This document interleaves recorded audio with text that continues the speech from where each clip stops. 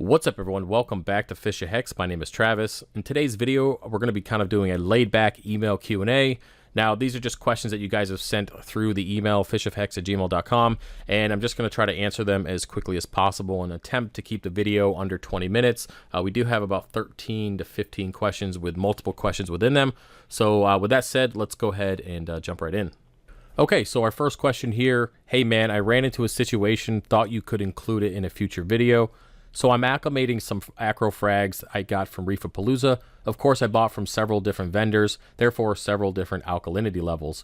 How would you go about stress-free acclimation? Thanks. Well, the first thing you want to do is when you get them, you usually float the bag for about 30 to 45 minutes. I tend, depending on how long the trip was and how long they're in the bag, I would let them sit for even multiple hours. Just let them float in your tank.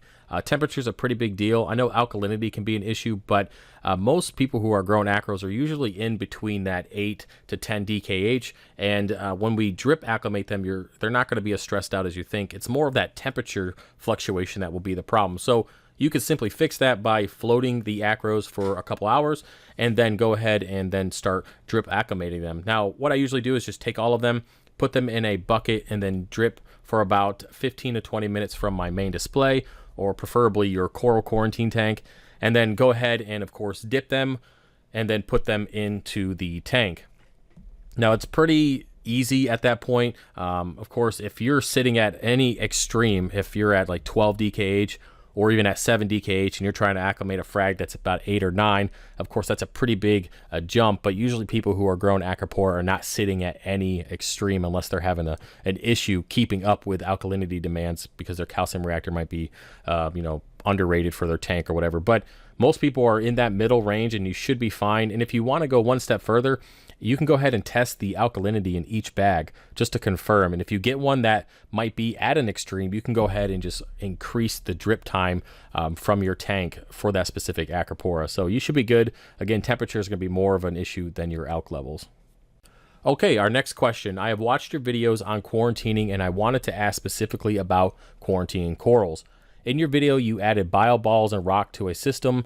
And my question is, if you quarantine a coral that had some type of parasite, would the rock potentially become a spot for the pest to hide and potentially find their way to other corals? Now, it's going to depend on the pest. If you're finding aptasia on your coral frags, plugs, all that good stuff, yes, that will find its way to the rock and it will grow on there. But if you're looking at like red bugs, or even if you're quarantining Montipora for those nudibranchs, any other stuff like that, zoas for the spiders and stuff like that, those types of pests usually stay with the host coral because they're using the coral for food, or they're using it to hide in. Now, the aptasia doesn't necessarily require the coral to survive. They just need a hard surface, and that's it. They're hard surface and some detritus, and they'll grow like crazy. So if you're thinking about just standard pests, red bugs, nudibranchs, spiders, and stuff like that, the rock's not going to make any difference. But when it comes to aptasia, yes. If you find an aptasia on your frag plug, do your best to get it off prior to putting it into quarantine. That would require you taking it out, brushing it off with maybe a brand new toothbrush, dipping it, making sure that it's completely off. And as long as you do that, you should be good. But of course, we always miss stuff. If it gets stuck up underneath a frag or whatever, you might miss it. But if you see an aptasia, go ahead and try to treat that as quickly as possible. And if you see them on your rock, then you definitely want to pull that rock out and then maybe get a new piece to put in that system. Okay, our next question. So I recently set up a calcium reactor and my alk has been stable, like 7.9 to 8.0 for about 5 days now. My question is, where is a good starting point for someone new to SPS/calcium reactors like myself to keep their alk at? I see some people like to stay at 8, some people like to stay high around 10 or so. Where should I start? Now, you got to treat a calcium reactor just like any other method of dosing calcium and alkalinity. It's just, you got to pick a point that is in the middle. Usually that 8.5 to 9 is where I recommend people to stay because it's not at any extreme. You don't want to be at 7 where it might bottom out. If you cut a lot of coral or you pull something out or you add a lot of coral, it might bottom out and go below that 7, which could cause some problems. And you definitely don't want to stay at around that 11 or 12 because you're too close to that extreme where it could be too much for the tank and potentially kill off the corals. So I recommend that you just stay around that 8 or 9. You seem fine at 8. If you want to bump it up to 9, do it slowly over the next week or so. And since you're just starting out, yeah, you know, the point is to go slow with the reactor. You don't want to be cranking it, making an adjustment up to 9 in just a couple days, and then having to dial it back down. So what you want to do is just open it a little bit. Take a week or two to get it up to 9. It depends on how big your reactor is and what you currently have in the tank. The point is just to go slow. The calcium reactor is not made to make bigger adjustments like you would on 2-part. So yeah, that's about it. Just pick a middle point where it's safe and you're not at any extreme, and whatever's comfortable for you, and then you're good to go. Okay, next question. Should I shell out the extra money for a refugium, or would I be okay if I just had a sump if I'm just starting out? And or my 55 gallon is tempered glass, so I can't do a drilled overflow. What do I do? All right, so the first part, the question here is regarding the refugium. I recommend a refugium on every system. You need some way of growing macroalgae, either a Chater reactor, a refugium, or even a scrubber. Being able to use that macroalgae to export nutrients is going to be a big part of your system. And since you are just starting out, you're going to need that extra nutrient control, because sometimes we overfeed when we're just starting out, and we make mistakes when it comes to feeding, and we try coral foods when we shouldn't. And having that refugium is going to be a good way to keep those nutrients under control, or at least keep them in check while you're just kind of grasping the hobby. Now, the second part of this regarding your 55 gallon is tempered and you can't drill it to have an overflow. Well, I've already given my opinion many times on having a hang on a back overflow box. I would never do it. I don't recommend it. And I've had clients who have requested me to build a system with an overflow box that's not drilled, and I have turned that work down. So I don't do it. If anything is meant to fail, and if you're ever fighting gravity, you're going to lose at some point. Now, you can debate me on this all you want. I would absolutely not run a tank with a hang on a back overflow. Not going to happen. You're better off just throwing a filter on the back of the tank and just having everything in-house, and maybe do a hang on the back refugium or something. But I would absolutely not use a hang on the back overflow box. And since it's only 55 gallon, you can wait to the next Petco $1 per gallon sale. I'm pretty sure that the 55 gallons are still part of that, or at least they're half off, something like that. Or you can find a 55 gallon on Craigslist, no problem, that you can drill. It must be a pretty old tank for it to be tempered, because it's been a long time since I've seen one that is actually tempered. So yeah, I would find either another way to get a tank that you can drill, or run everything inside the tank and not be pulling water over the rim. That's my 2 cents, and hopefully that was enough to answer your question. Okay, next question. Regarding fish quarantine, how often do you do water changes and managing elevation in toxins such as nitrates and ammonia? Now, it really depends on how many fish are in that quarantine tank and kind of how big they are. Now, if I just have, say, a 5-inch tang and a 20-gallon long, I'm going to kind of manage how much I feed them at first. So when I first put them in there, they usually don't eat right away, so I don't even try. The food just breaks down because they're stressed out. So I'll wait 24 hours usually after putting them in there to even see if they'll eat. And when I do feed them, I'm going to feed them stuff like mysis. I'm not going to feed them the food that I make for the 300. I'm going to give them straight mysis, which is thawed out. It is rinsed underneath the sink to get all the extra nutrients off. So they're just eating pure food. And I'm only going to give them enough that they'll eat in 5 minutes. And then whatever they don't eat, I'll scoop out so it doesn't have a chance to break down. Now, if you've already established a quarantine tank with water from your main display, and you have a sponge filter in there, and it's processing nutrients, you shouldn't even get an ammonia spike.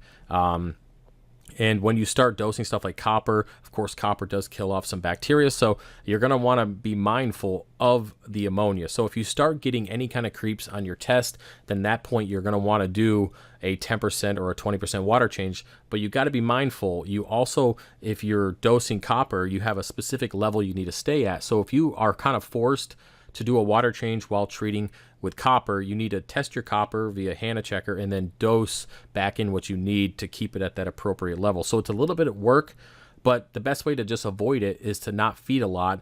Fish can go a long time without eating. Most of the time, they're so stressed out when they come in that they're not going to eat anyways. So don't even force the food on them, and you're not adding that extra nutrients, so you should be good to go. So yeah, worst case scenario, 10% once a week, making sure I keep my copper level stable, and that's it. Other than that, don't overstock the quarantine tank, and you should be good to go. All right, next question. If you could only afford one, which would you upgrade first? Jabo wave makers to MP40s or Chinese black boxes to Radions? Radions, every single time.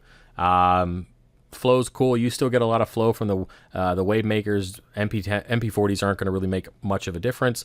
But when it comes to spectrum and par and just overall coral health and growth, definitely upgrading from the black boxes to the Radions would be priority number one. All right, moving on to our next question. Just wondering, why did you choose to go with a Chaeto Fuge instead of an algae scrubber for the 300? Well, when it comes to the Chaeto Refugium, it's one of those things that I've always done. Now, I've tried reactors, I've tried the scrubbers, I've done all that stuff, but I always come back to the Refugium for a couple reasons. One, because I don't run sand in my main display. It's a good place for me to keep a good amount of sand for that nitrifying bacteria to stay in. And then it's also a great place to have pods grow where they can't be bothered by any other animals within the tank. So I keep a good pod population. And then when I get a goby, it's already there. It gets into the tank and he has plenty of food. Also, Chaeto's a great way to make extra money. You guys know that I sell a ton of it on the site. It's always out of stock, even with 2 Refugiums going full blown in here. It sells so quickly, and it's just a great source of income for me personally to sustain the hobby. Now, when it comes to a algae scrubber, there's just some downsides that I don't like. If there's a point of failure somewhere, it usually happens. So if you have a power outage and for whatever reason you don't get any flow to that algae scrubber for a while, there's a good chance that that algae will dry out, and then it basically you kind of got to start over. Not all the time, but sometimes you just kind of got to start over, which then has some downtime on the nutrient exports of your tank. And if you're having issues with algae growing in the main display and then trying to grow it on the algae scrubber, and you kill all the algae on your scrubber, you're going to start growing more algae in the main display. So I just don't like that part. Plus, it requires an additional pump most of the time, unless you hook it up to a manifold. It requires it to be cleaned. You got to take it out. It's just more maintenance than just simply going in there and pulling out a few handfuls of Chaeto and chucking it in the trash. So just kind of my fancy. I prefer to having the Chaeto. It grows really fast, and it's just an awesome source. I've never had issues with algae anywhere in my main display. Never had issues with not having pods. It's always been a great source of income, so that's kind of why I chose to go that direction. Okay, next question. When I started my tank, I got a cheap light just to get by, and my zoanthids were always reaching for the light no matter how high they were in the tank. So I upgraded to a better light, and now they're all shrunk down to normal, even at the bottom of the tank. But now they are getting smaller in size. Do they need more light? No, they sound like they need the opposite. If nothing else has changed in the tank and you didn't have any elk spikes or issues with nutrients or nothing bad was in the tank, and you just made the change to lighting, and they were reaching before, now they're shrunk down and getting smaller, they're trying to get away from the light, because for all that time they were adjusted to having subpar lighting. Now that you have increased par, they just are adjusting. So unless something happened to the tank that is causing them to do that, you should just be fine by letting them adjust to the light. Now, if they start disintegrating and really shrink it up into nothing, then at that point, you might want to consider bringing the light intensity down. You don't really go into specifics on what light you have and if it's adjustable, but if it's not adjustable, you can always raise it up off the tank a little bit higher just so there isn't so much par on them until they adjust, and then you can bring the light back down. But yeah, unless nothing happened to the tank, they're just adjusting to the light, and I wouldn't really worry about it. All right, next question. What is the best way to stop tank aggression? I just added a maroon clown a couple weeks ago and a tang a couple weeks before that, and they fight a little. Will this just go away in time? Well, you picked a maroon clown, which is just notorious for being an asshole. So congratulations on picking the worst possible clown you can get. Yes, they look amazing, but they're all jerks. I've never had a maroon clown that was nice. Everyone bit me. Everyone that I had attacked other fish. Now, it's going to depend. I don't know how big the clown is compared to your tang. If your tang is bigger, he'll stick up for himself and eventually put the clown in his place, or they'll just find separate sections of the tank where they don't bother each other. But yeah, if the maroon clown is continually attacking that fish and other fish, you might want to consider replacing that clown with somebody or some other clown that's not an asshole, basically. So yeah, it should go away on its own if they can kind of separate and figure out where they want to go. But it just seems like you picked a bad clown to be putting in there. Okay, moving on to our next question. Trying to decide between getting a calcium reactor or an Apex for my 100-gallon Acropora dominated system. Don't have the money for both. Opinion on what you think would be a better purchase. Right now I have an old Apex Junior which controls and monitors temp, pH, but does not connect to the internet. Well, if you're already keeping the tank stable with your 2-part or calc, then I would continue to do that and then upgrade the Apex and then eventually move over to the calcium reactor. If you're already keeping up and there's no issues with trying to make enough 2-part, or you're not really going out of your way to keep the system stable with another method, then I would get the Apex and then eventually move your way over to the calcium reactor.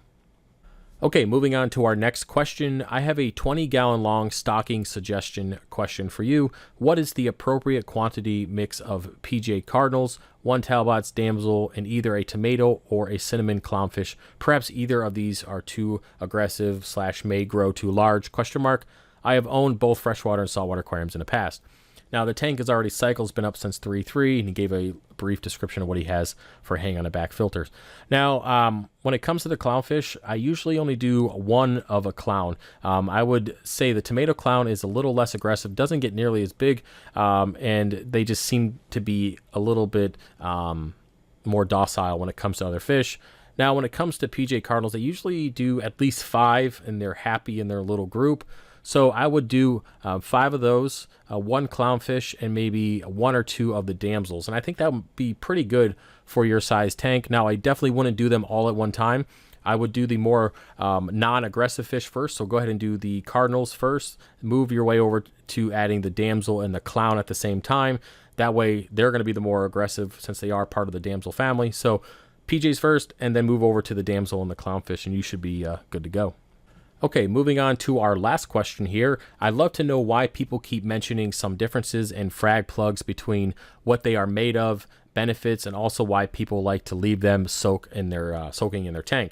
Now, there are different types of frag plugs. I used to make my own using cement, which of course require them to cure for several months within buckets of water, and then of course you change the water out once a week, and it helps remove some of the impurities that would cause elevated pH. Now, it depends on what they're made out of. If they're just ceramic, you can go ahead and just toss them in your tank. They'll be good to go. Again, a lot of people are using the cement type mixes, and people like to let them cure so that they're not releasing the pH buffering additives. I don't remember what exactly was in there. It's been a long time since I've made frag plugs.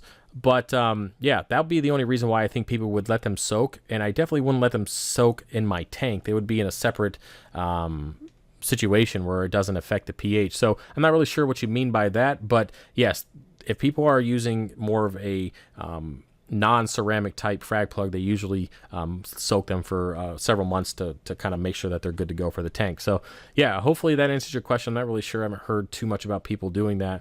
And yeah, so that's about it for the video. I hope you guys enjoyed it and found it to be somewhat entertaining. If you like this type of content or you want to be part of the next email Q&A, definitely email me at fishofhex@gmail.com. Just title it email Q&A so I know it's not part of something else. Now, if you're looking for more of a one-on-one support, again, email me. We can set up a Skype or a phone call. I do that stuff quite often. And yeah, if you want to support the channel, definitely head over to FishOfHex.com. A lot of coral sales. I will be going to the Williamsport Frag Swap next week, I believe on the 27th. And if you want to pre-order anything and I can bring it with me, just let me know and I'll make it work. So, yep, that's about it for the video. I hope you guys enjoyed it, and I'll see you later. Peace.